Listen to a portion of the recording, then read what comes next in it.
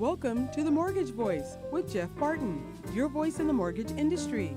Each week on this program, Jeff and his guests share their expertise, personal anecdotes, and the latest industry news to keep you in the loop. Now, to provide you with insight and help you navigate the consistently changing world of real estate lending, here is your host for The Mortgage Voice, Jeff Barton. Welcome, everybody. I'm Jeff Barton, your voice in the mortgage industry. Thanks very much for listening. Thanks for tuning in. And of course, you can hear us on a number of great podcasts across the podcast spectrum, Apple and Google and iHeartRadio and Spreaker. And there are 8 of them that I know of, and there are probably many, many more. We're also on 5 radio stations in 3 different states. And I want to say hi to our new affiliate down in Albuquerque, New Mexico.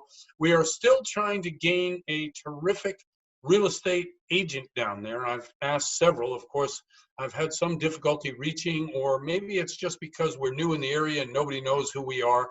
But we are on, what's the radio station, Daryl? We're on K-Mine Country, AM and FM. Okay, it's a terrific station. I've listened to it myself many times, and we choose the affiliates based on, not only the type of programming they do, but on the people they reach. And they have a great reach down there. I hope you listen. And out in Las Vegas, Nevada, Central Valley, in up in K-Ship. Where is it? Thank you. Yes, very much. And also down in the Inland Empire, KCAA, KMET, K-Tahoe, of course, up in the Tahoe area. So we want to thank everybody who does contribute to the show and spreading the message around. We are also on YouTube. If you go to YouTube, Jeff Barton, the Mortgage Voice, you can see this show as well as listen to it. We do a YouTube and Instagram as well as Facebook Mortgage Minute on a daily basis, Monday through Friday. We've been doing it since COVID, so for a couple, 3 months. And the reason we do that is because getting the message out about how to procure, how do you refinance, all these type of loan questions that you just, it's not as easy as it used to be, where you'd walk into a bank or you'd contact a mortgage broker, you'd knock on the door. No, you have to have this information at your fingertips when you want it. And so that's why we do broadcast on a daily basis, to be able to provide that kind of information. We've talked in recent shows about non-QM mortgages. The non-QM space really disappeared right after COVID. We talked about it many times on this particular show as well. We're going to bring on the show today a lender, Lensure, and the account executive from them, who are getting back into the space. We've talked about Angel Oak. We had Eric on. We talked about Loan Stream. We've had Thomas Trujillo on. These are both non-QM lenders that are still in the space trying to expand. And for those of you who aren't W-2 employees, or you're one of these 30 to 40 million people who have lost their jobs, but at some point you want to be able to refinance and take some money out of the house you currently have equity in. How can you do that? How is it available to you, and what is available to you? It's all wrapped up in your forbearance instructions, the forbearance guidelines that keep coming out from Fannie Mae and Freddie Mac. Some of those guidelines that came out last week, again, talking about it, it talks about you being able to start the repayment of your loan. And surprisingly, not as many people are continuing with the forbearance as initially had taken the forbearance out. Although people who extend beyond 3, 4, 5 months obviously have issues because they've lost their job. Some people haven't lost their job, or some people have chosen to start repayment again, because then after 3 consecutive payments, you can go back out and get a refinance and take that money out of your house. The ability to repay rule has not changed at all. So the proof of you being able to repay that loan is the most important thing. There are a thing called the VA IRRRL is a product. If you have a VA loan, they don't check your income, and they just lower your rate and term, which can help in terms of your payments. And so if you're in a forbearance situation, you come back, get into the market again and start paying that loan off 3 consecutive months, you can get that VA IRRRL product. And that's very important to understand. All of the information that I talk about, you need to check with your particular loan professional. And why I say that is because each situation is different. There are and we talk about cookie cutter loans. Are there really cookie cutter loans? No, not really, because each person is unique. The programs are cookie cutter, the people are not. So finding the right loan, the right situation for you in this market is incumbent upon you sharing, obviously, your personal information, the debt, the income, or the credit score, certainly credit score, because credit scores is what the lender is going to use to adjust the rate up, usually up if it's bad. And they've been calling for, and the reason they're calling for higher FICO scores, the reason they're calling for you to be able to get a loan, but you need a 720 FICO score, you need a 740 FICO score, you need above a 680 FICO score. The reason that is that the risk that the lender has with the people giving them money is based on credit score. I mean, it's always been that way since the beginning of loans. If you have bad credit, you are considered a higher risk. I don't have the risk formula, and I don't know if that necessarily is true. Obviously, people who have medical problems, people who have had a bankruptcy, people who have gone through some tough times through no fault of their own, divorce, for instance, are back on their feet. They've consistently shown an ability to pay aside from those credit risk events. Really hasn't helped. And so we've tried to get into a different model of credit scores and credit evaluation. But in this pandemic, what we always do is default back to what is the risk? What is the risk to the person lending you the money? What is the risk to the lender? What is the risk to the mortgage broker? And so as a result of that, you pay more in rate. But with the rates the way they are, now let's just go through a few of the rates, right? And these are averages that we take on rates both here in California and nationally. So if you're looking for the lowest possible rate, hey, I always say you got to shop around or hire a mortgage broker that shops around for you. There's nothing wrong with seeking different opinions from different mortgage brokers, different banks, different lenders to get the best rate, because rate in the long term is exactly what you're going to pay and what you're going to have to pay year after year after year, 30 years, 360 payments. 30-year fixed rate loans on average is 3.09%. That's very good, still very good, although we did see an uptick last week at the end of the week and then came back down. Reason is the bonds had been selling, mortgage-backed securities had been selling at a higher rate. Why? Higher rate, I mean higher yield. So if you're looking to get treasuries, for instance, the 10-year note, you would be paying less, getting a bigger yield. And usually that means that mortgage rates also go up. Yes, it's confusing, but when you see the yields or you see the bond market tick up, now we've been below 1% in terms of a 10-year note. So if you buy a 10-year note, just know that you're going to be making about, I think today it was 0.80 or 0.80. 0.80? Yes, that's what it is. 0.8%, below 1%, which, you know, a year and a half ago was 1.5 points higher than this. But we've been trading even lower than this recently. And since the rates have come down, what we've seen is the fact that when you're out there looking for a rate, look at the bond market, look at what it is doing. And then that'll help you decide where it's going now that it's more in sync. It wasn't for a while, but now it is. The 15-year fix at 2.69%. The FHA is 2.62. All of these numbers are down the day that I'm quoting this. Now, we're not Saturday, obviously, or Sunday. When you're listening to the radio program, we record earlier in the week. However, those numbers are pretty consistent, and we're looking for consistency. The Federal Open Market Committee meeting has been meeting on Wednesday and Thursday, Tuesday, Wednesday, Thursday of this week, and we should get some guidance as to what's happening in the marketplace for mortgages going long term and going forward by the end of the week. The jumbo product is 4.05%. So I wanted to talk about DPA loans, non-QM, bank statement programs, asset depletion, jumbo products. All of these things are what is really concerning a lot of people who can't go and get a regular loan right now, who used to be getting the non-QM loans. Anyway, I'm Jeff Barton, your voice in the mortgage industry. Lots to talk about. Thanks very much for listening. We'll be right back. You're listening to The Mortgage Voice with Jeff Barton. We'll be right back with more in just a moment. For more information on today's topic, email Jeff Barton at info@malibufunding.net. Now, back to The Mortgage Voice with your host, Jeff Barton.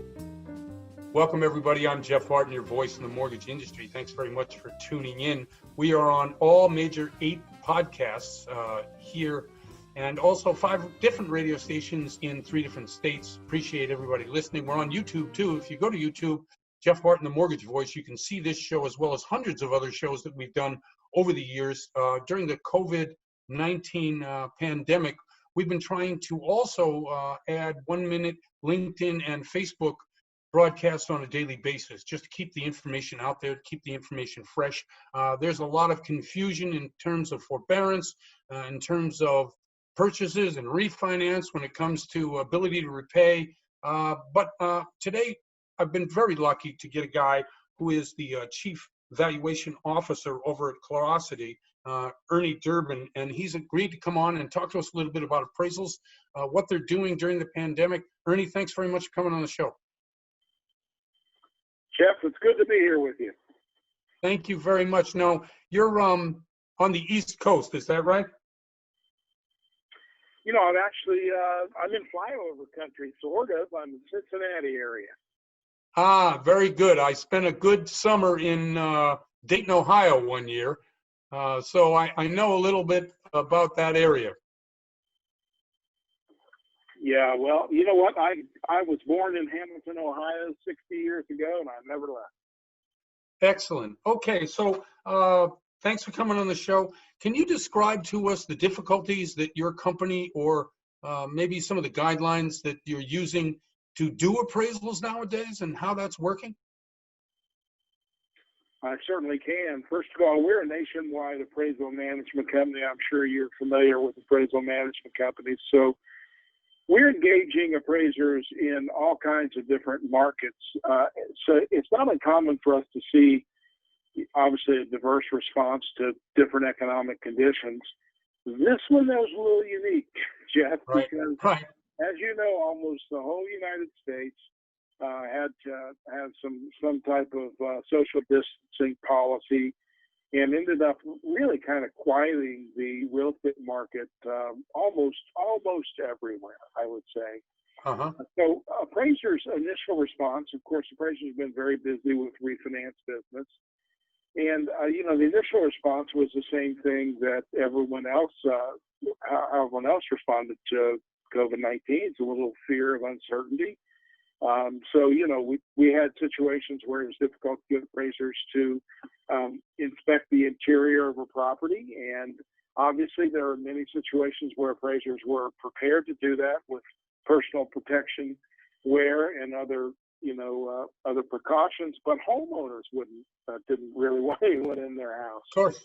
So initially that was, you know, there was a lot of nervousness about how that was going to get ironed out. But as you know, the GSEs worked in concert to provide some appraisal flexibilities that we've seen utilized, you know, in some environments, but by and large, appraisers have adapted to setting some protocols forward and going on in properties. And the reason for that is not because they want to necessarily, but because when you think about the refinance market, both Fannie Mae and Freddie Mac said that you could not get reps and warrants on, you know, on refinance transactions that didn't have a traditional appraisal. So, absent those reps and warrants, there was a real pressure to do things the traditional way.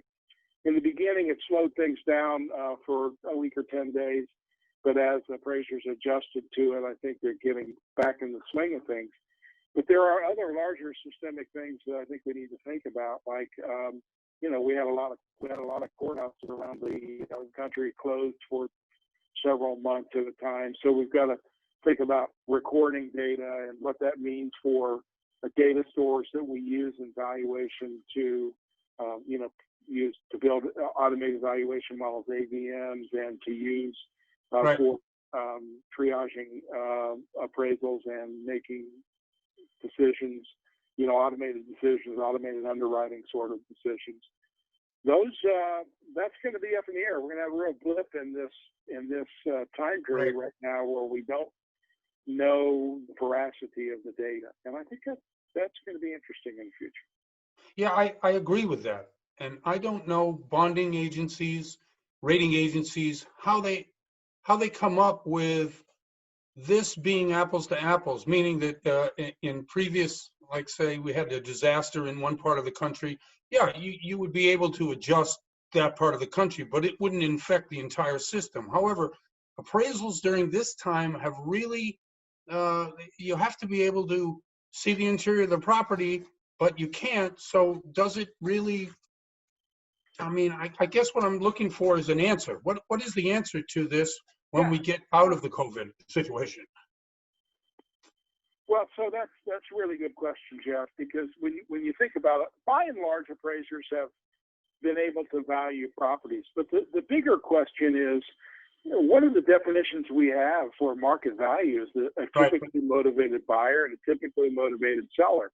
There may be some markets where that were true, but there's a lot of markets where you wonder, when you have such low volume occurring, what are the motivations of the buyer and seller behind that transaction? Are they typical?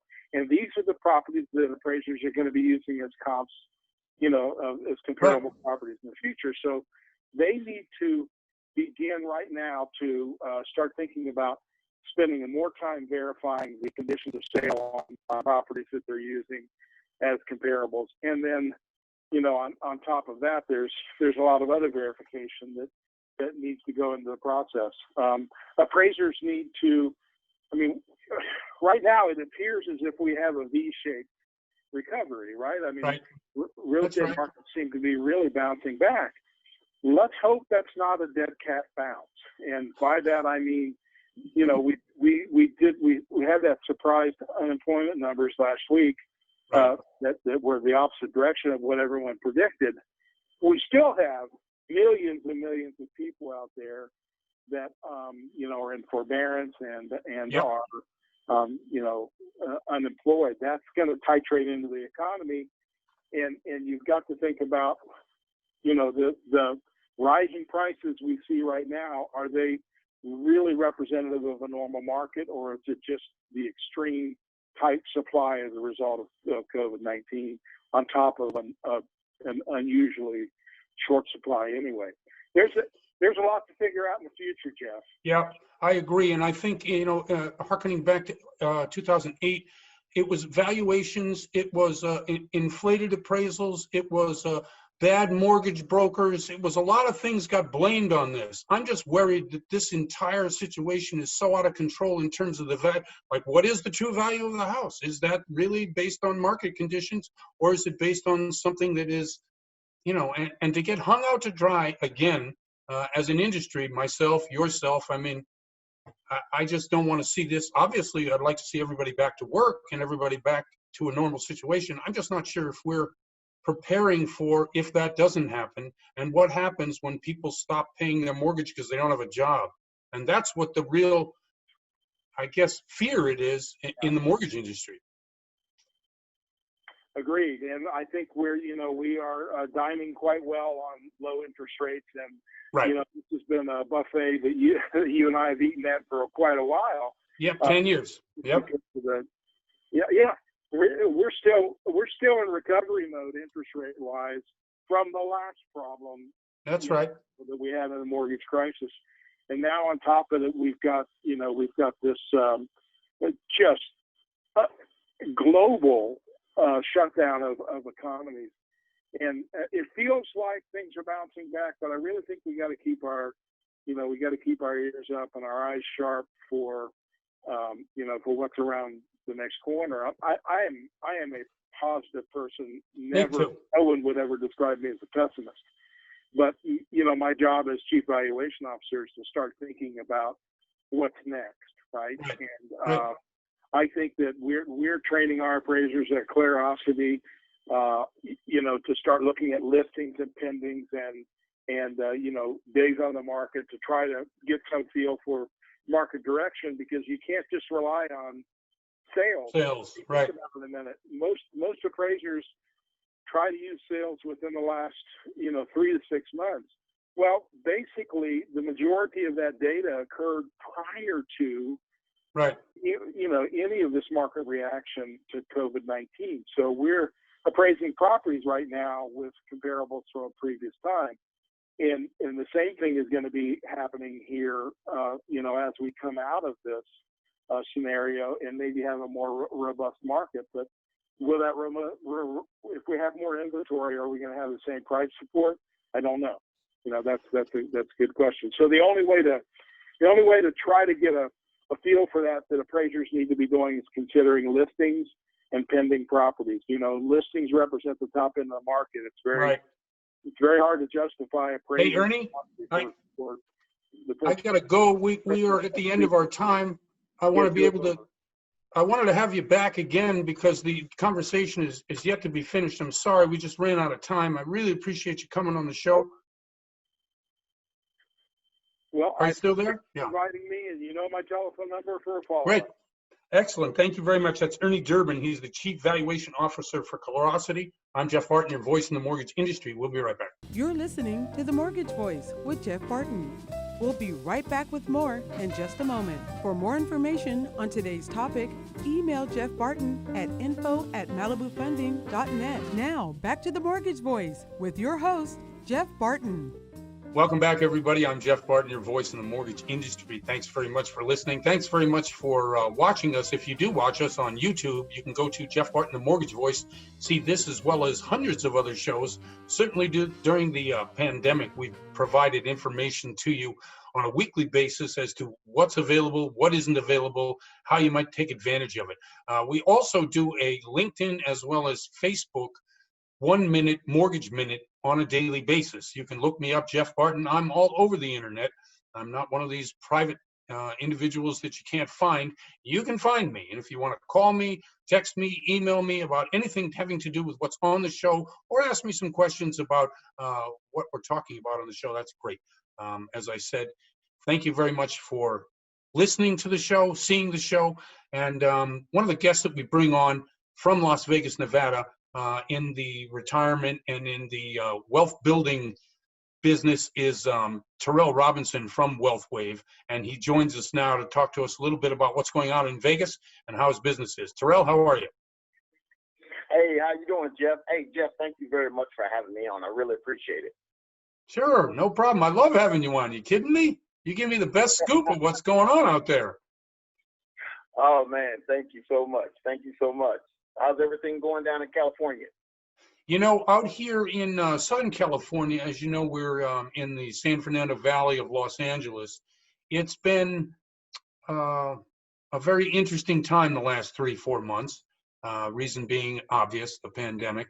And quite recently, the last 12, 13 days, the unrest, the riots, what's been happening.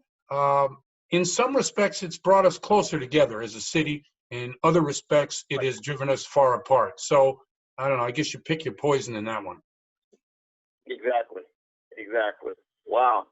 Hey, you know what? We've been having some peaceful protesting here, and it has been peaceful.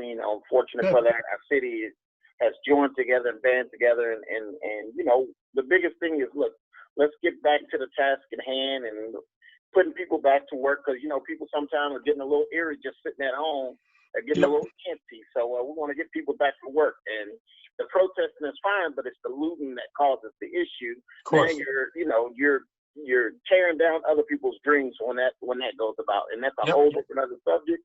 But it's time to put that to a halt, and I'm glad it stopped. Yeah, I am too, and I appreciate you saying that. We were talking off air about the city itself coming back to life somewhat, a little bit different in how you can enjoy the casinos, but they are open, right? Right, they are open back up, but now they've taken precautions. Through this madness, a gentleman here in his company had created that little plastic product to where when a person sits down, they can be divided amongst others, so therefore they don't have to worry about spreading the virus. So now that caught so much wildfire that casinos from all over the world have been reaching out to him. So through this madness, he created something beautiful. So that's what's been going on. People are just being still a little extra cautious, but we still got to live our lives as well. Well, I like the idea that innovation, any kind of controversy, maybe not controversy, but any kind of issue or strenuous or change in a lifestyle is going to bring about innovation. Somebody dreaming up something or coming up with something that makes life easier, better. That guy's done it. Explain to us a little bit about WealthWave and what you might be able to offer today for someone who's looking for some retirement benefits. I know you've got some great insurance products as well. Absolutely. So, well, the big thing right now is now that we've put so much into our infrastructure in regards to website, and everyone, of course, is using the webinar, Zoom, right. So we can sit down and still have that conversation and dialogue with our clients and see each other face to face. So even though we're not physically there, but we can still see each other face to face and have that dialogue for our clients. Now, in regards to the webinar, a lot of educational platforms. So the rule of 72, the end of retirement as we know it, just educating them on what's going on now and throughout history and where do they stand in the midst of all this. So now fast forward. The government is allowing some clients to be able to take out a certain amount of money out of their retirement up to $100,000, without penalty, so to speak. And the reason being is because I've always preached emergency fund. And now the emergency fund for a lot of people and businesses exposed some people, meaning that when this pandemic happened, companies and individuals were needing a bailout within 2 weeks, Jeff. 2 weeks. That means I need to hit the ground running.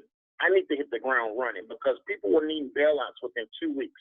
So now I'm proposing personally is, look, we need to have a separate account set up. So when you get back to work, for every $100 that you make, take $5 and you put it in a separate account strictly for this event that just happened.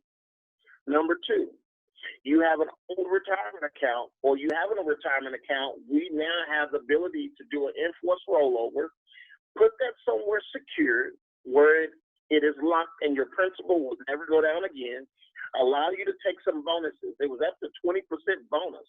So if a person moves over $100,000, 20% bonus, that's $20,000 on the income right there. And a guaranteed 10% simple interest for the next decade. So now we know that $100,000 really is going to be $220,000 after a decade. And again, it's on the income because most people, when you ask them, what is your biggest fear as it pertains to retirement? A lump sum or a monthly income? I'm worried about a monthly income because, people get the lump sum and they can blow through that real quick. Yeah, that's the problem with it. Secure that monthly income. Mm-hmm. That's, securing someone's retirement, especially nowadays, you're looking at 40 million people, let's say, are out of work who have yet to plan for their retirement. Most of these people who don't work or don't have a job currently have no savings. They have nothing in the bank. There is no retirement plan. And so this is the perfect time to be able to explain, and hopefully people will listen, how, as you said, $5 per 100 per week, that's pretty inexpensive to plan long-term for your retirement. Absolutely. I just sat down with a young gentleman today, 20 years old, lives in California. Right. And I put together a plan for him. If he puts away $150 a month, I did the rule of 72. And if it was averaging at 10%, the money that he would have at 68, it came out to about $4.2 million. Just by allowing that money to compound and double every 12% every 6 years. Right. That's $150 a month. Now he spends that at hanging out with his buddies. Going to Starbucks? Are you kidding me? Come on. Exactly. 5 times a week at Starbucks is $150 a month. I mean, geez. $150 a month. Right. So it's all about the numbers, and we got to start taking our large slice of pizza or our large pie, and we got to start slicing it down and chunking it down. So when you see that big old pizza, that large pizza, don't look at it as a large pizza. Just eat it one slice at a time, and eventually you will finish it. So if we look at when it comes to putting money away, Oh, well, I don't have $1 million. That's okay. Start with putting $50 away, $100 away, and eventually it will grow. It will get big. It doesn't matter how much you make. It is how much you save. And I know that's an old cliche. It is, but it's true, right? It's absolutely true. And because most people don't understand, then you're not going to miss that money that you put away. You're just not. You're just going to be able to, after 20 years, 30 years, say, hey, I'm set up for my retirement. That's absolutely true. Hey, Terrell, could you shout out your phone number for me and let people know how they can get in touch with you? They can get in contact with me anytime at area code 702-882-2103. And again, that's 702-882-2103. Thank you very much. This has been Terrell Robinson from WealthWave. He's a great guy, and give him a call. Terrell, thanks for coming on the show. Hey, Jeff, thank you very much. I really appreciate you having me on. Thank you very much. I'm Jeff Barton, your voice in the mortgage industry. We'll be right back. You're listening to The Mortgage Voice with Jeff Barton. We'll be right back with more in just a moment. For more information on today's topic, email Jeff Barton at info@malibufunding.net. Now, back to The Mortgage Voice with your host, Jeff Barton. Welcome back, everybody. I'm Jeff Barton, your voice in the mortgage industry. Thanks very much for listening. And you can hear this show on all the major podcasts, whether it's Spreaker or whether it's Google Music Play or Apple Music Play or iHeartRadio. Yes, we are on many different podcasts. I believe there are 8 major ones. We're also on YouTube. If you want to see the show or listen to the show online, go to YouTube. Jeff Barton, The Mortgage Voice is the channel. You can see this as well as hundreds of other shows. During the pandemic, we've been trying to keep up with a Mortgage Minute on a daily basis on LinkedIn and Facebook as well. So you can see us. We're all over the place. We try to provide the information that you might need, you're probably going to need, especially if you're in a forbearance situation or you're in a situation where you're not a cookie cutter borrower, i.e., what does that mean, cookie cutter borrower? It means that you don't have a W-2 job, or you may not have a job currently, or you may have a lot of equity in your house, you may have a ton of money in the bank, but you just can't prove your ability to repay. So how do you get a loan? We've been in search of those non-QM markets for some time during the pandemic. Few companies have opened up, and one of the companies that is currently in that space trying mightily to service people who need loans is Lenshore, and the account executive that works for Malibu Funding being the company that sponsors this show, is Rick Harway, and he joins us now. Rick, how are you? I'm well, Jeff. Thanks so much for having me. I really appreciate it. Thank you too, and I appreciate you coming on. I know that your company has tried to tackle this issue of non-QM. Explain what you guys are doing, how you're trying to help maybe some non-traditional type borrowers. Yeah, no problem. About 5 years ago, Lenshore launched with the commitment to providing financing for what we call the underserved market. Right. Kind of that space between conforming loans, where most borrowers would be able to walk into any bank up and down Main Street, USA, and be able to secure a purchase loan or a refinance, whether it be cash out or just a rate and term, to lower their monthly payments. Obviously, government financing is a great option too for a number of borrowers out there, but not everyone can qualify for those types of loans. And we look to service that specific sector of the market. Typically, these are people that we classify internally at Lenshore as just misconforming borrowers. They, generally speaking, have really good credit. They oftentimes are professionals. Many of these borrowers are self-employed, but they can't document their income with traditional methods. So we'll utilize alternative methods to document income. Typically, bank statements is at the forefront of the types of loans that we do, as well as investment properties. So we call them investor cash flow or debt service coverage ratio. Right. We just look at the rents generated from the subject property, comparing it against the mortgage payment, the principal, interest, taxes, and insurance. And if those numbers balance out and meet the guideline requirements, we would extend financing just utilizing that as the only income source. And then also some borrowers have significant amount of assets. We call them asset rich and maybe a little challenged on documenting their income. We can also make loans to those types of borrowers as well. So there's a lot of different alternative financing options that we would be able to provide to be able to extend financing to folks that might not otherwise be able to secure a loan. Let me ask you a question. Obviously, everybody knows about what's going on, certainly in the pandemic, but also recently with some of the civil unrest. How are you guys dealing with that particular aspect of the marketplace? Are you ignoring it and just looking at your underlying fundamentals, or is there a shift in how you assess the risk of doing loans to these types of borrowers, perhaps in a situation where we're not quite sure job-wise, and we're not quite sure, of the neighborhoods, especially in some of the larger urban areas? Gosh, that's a great question, Jeff, and that's certainly not limited to the urban markets, but all across the country. Yep. Everyone's dealing with so many different variables right now. It's such a fluid situation. Mm-hmm. We find ourselves needing to be able to document virtually up to the minute the three separate main points throughout the loan. We will send us a new questionnaire that was introduced immediately following COVID-19 and our re-entrance into the market Right. post-COVID-19. So it's the same questionnaire, but there's about 8 to 10 questions on there that we require each borrower to complete at the initial submission, at the closing disclosure stage, as well as at the funding stage, to make sure that any changes that the borrower might have gone through at any point in the loan process will not impact their ability to be able to repay the loan.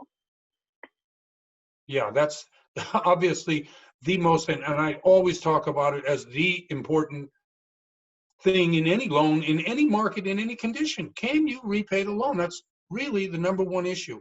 And how is this questionnaire When we're guaranteeing going that? through our underwriting process, that's I always at the forefront of everything that we do. Is does the borrower demonstrate the ability to be able to repay the loan effectively?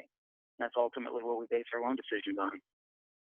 Right, and in terms of the availability of funds for you as a company, the people that you sell the loans to, and I know that a lot of companies in this particular space are on hold. They call it on hold, whether they're out of business, whether they're in business, we're not quite sure. But your company has reemerged. So that particular financing obviously has to be strong. Your investors have to be strong in order to be able to offer this, because you don't want to go in and out of the market all the time, right? Yeah, absolutely. So we've partnered with, from our company's inception, again, a little over 5 years ago now, with a capital partner that's a significant investor in our firm and a partner with us that has been with us stride for stride through this entire process. And they're working closely with us, not only with establishing guidelines, but many of these loans, it's a square peg into the proverbial round hole, right? It's never the perfect fit.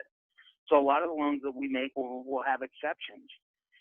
And they will review those exceptions with us and make sure that they're comfortable, again, that the borrower possesses the ability to repay it, even though it doesn't exactly meet the guidelines. The loan still makes sense to us from a common sense standpoint. So we'll lean forward on the loan. But we wouldn't be able to do what we do without the partnership of our capital investor and the commitment that they've made to us to be able to re-enter into the non-QM space. No question about it. I mean, in terms of assessing risk, you find more and more companies ramping up both the credit score requirements, the debt-to-income requirements, certainly the ability to repay. The 8 questions that you ask are asked from every borrower in every loan situation, as well as the verification of employment. How are you guys assessing your risk for each individual borrower? If you have to do manual underwriting, it sounds like that's what you're doing. Yeah, we do. So each one of our loans goes through a manual underwriting process. There's nothing automated about our process at all. Every loan gets touched from beginning to end by an underwriter. A couple of different times we'll go back through and review each loan, again, making sure that the current environment that we're all trying to function in hasn't impacted the borrower's ability to be able to repay the loan. And it's always, I know I keep beating that drum, but it keeps coming back to that. That's the number one. Yep. Along with the other principles of the loan, the borrower's credit, the quality of the property, and the amount of equity in said property. and as well as the assets. How much reserves does the borrower have? Do they meet the minimum requirements there? God forbid something does derail the borrower's source of income. Are they going to be able to continue to maintain their payments within reason? Now, are you also affected a lot by the forbearance, the 4.5 million, 5 million forbearance properties that are out there currently? Like someone will get a loan, 2 weeks later they go into forbearance? Yeah, that's certainly a challenging component to today's market and being able to evaluate the forbearance piece. We'll look at it case by case and look at the circumstances around the forbearance, and then more importantly, really everyone was significantly impacted, say the middle of March roughly, mostly throughout all of April and a large portion of May.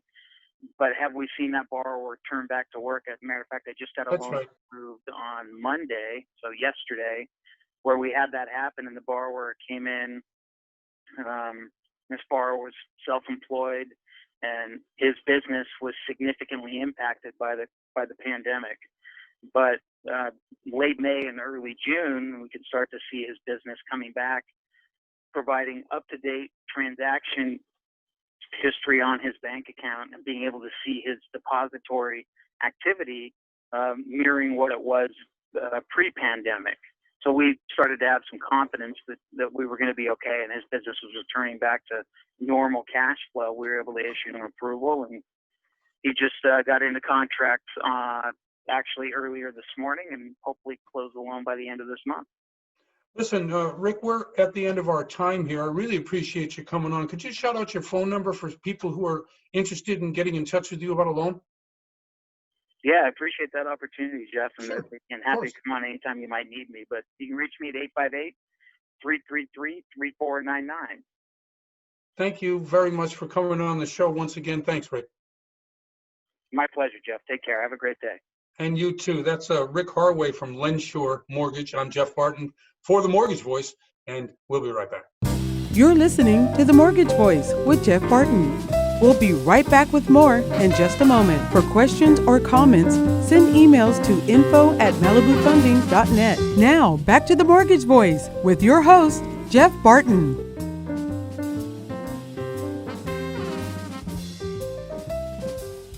Welcome, everybody. I'm Jeff Barton, your voice in the mortgage industry. Thank you very much for listening.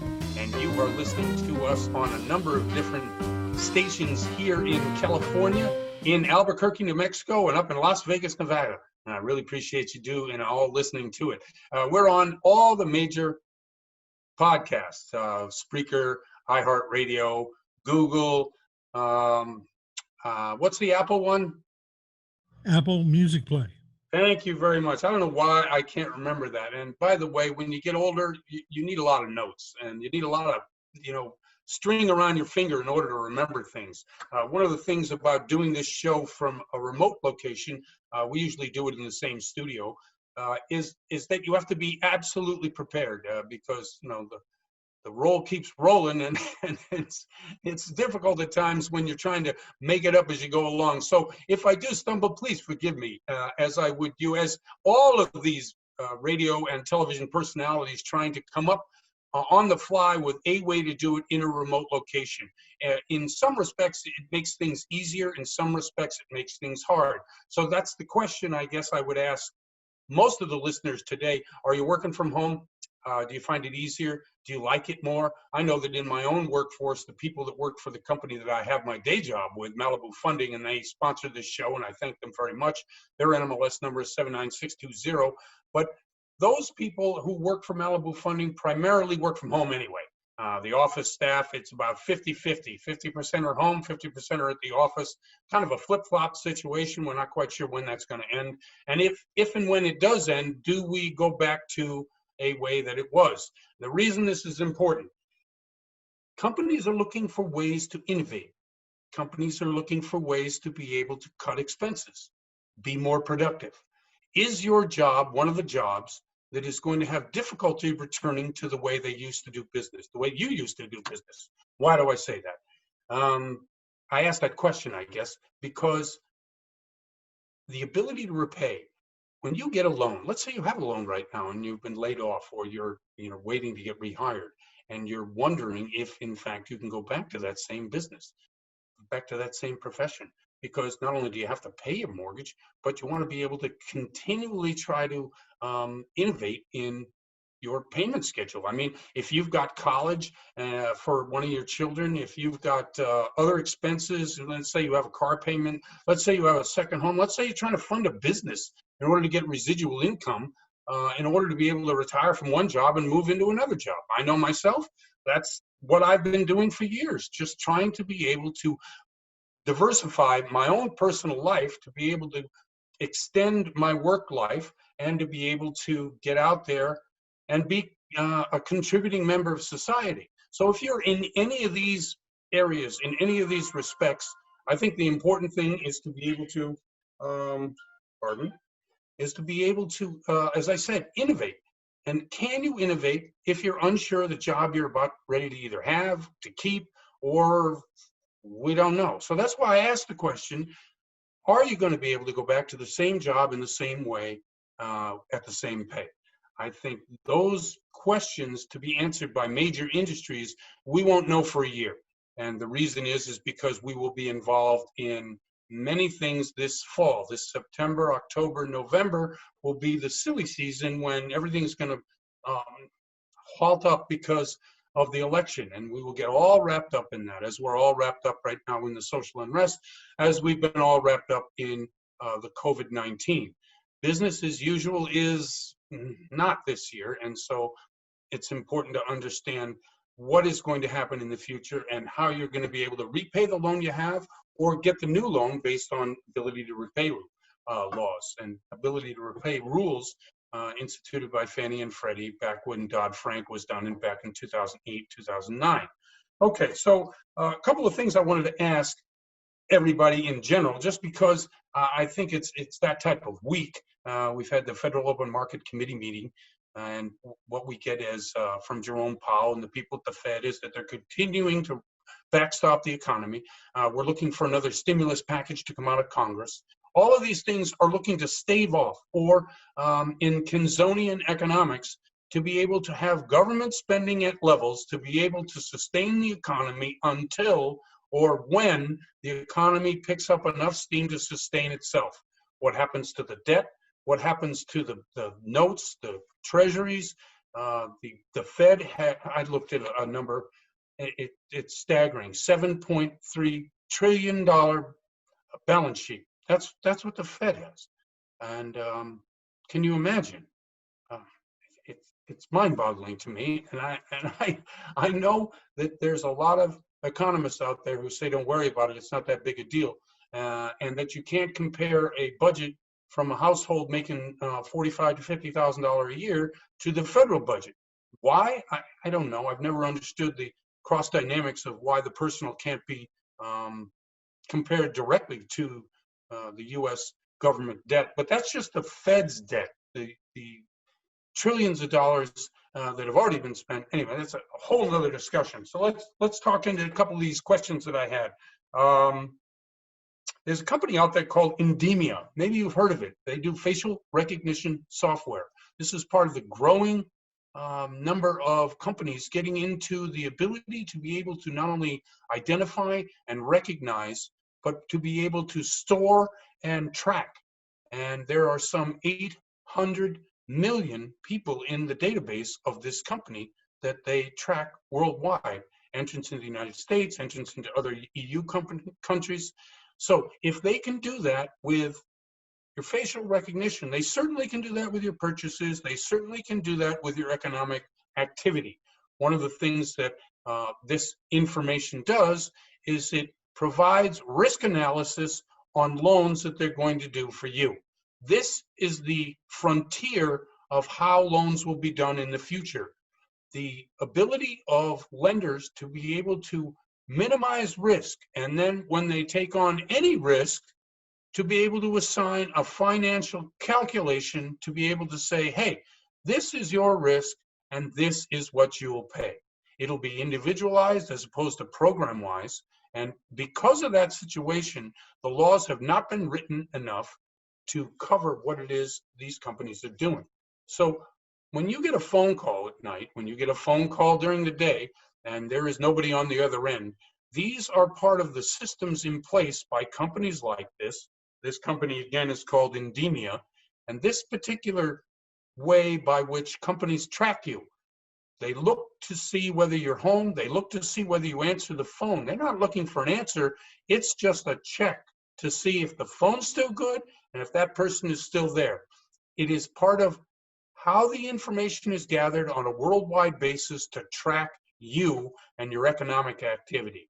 Every time you use a credit card, every time you purchase something either through cash or you use your bank account through checks, this amount of information bought and sold on the free market allows people like Bank of America, Wells Fargo, Fannie Mae, Freddie Mac to assess risk.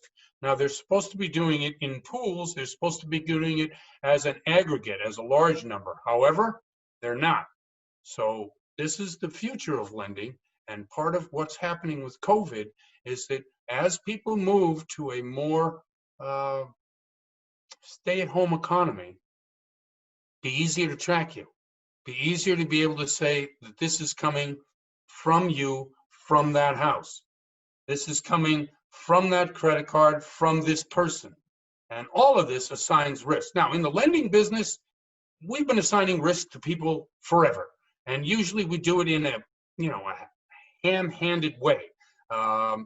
Obviously, if you're perfect at paying your bills, if you have a capacity to borrow a lot of money, if you have a track record of years of doing it, your credit score will reflect that, right? 750 to 800. But if you're in the marginal space, 620 to 750, and that's a marginal space today, what is it that the risk of a 680 versus a 720 FICO score is going to mean in terms of your rate? And how can you shop around when everybody's going to have the same information and using the same software to be able to assign you a mortgage interest rate? This is the future of lending. And the future of lending is going to be more risk-based, not less risk-based. Anyway, I'm Jeff Barton. I'm your voice in the mortgage industry. Thanks very much for listening to the show, and we'll see you next time. You're listening to The Mortgage Voice with Jeff Barton. For more on today's topic, visit www.malibufunding.net.